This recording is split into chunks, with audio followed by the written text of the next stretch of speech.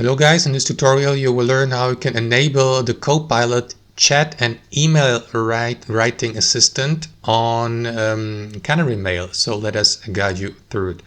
So guys, open up Canary Mail, and on default you should see that Copilot assistant here to the right with these prompt suggestions. For example, you can ask Copilot to compose emails for you based on your prompt, or to organize your inbox, search for specific emails, perform tasks in your mailbox, and so on and so forth, guys. If you don't see that assistant, it may be because you have accidentally disabled it, and that will take away the opportunity from you to communicate with it through that panel here at the bottom. So to enable it back again, guys, access your account settings under preferences here on the left panel, and next click into the Copilot tab.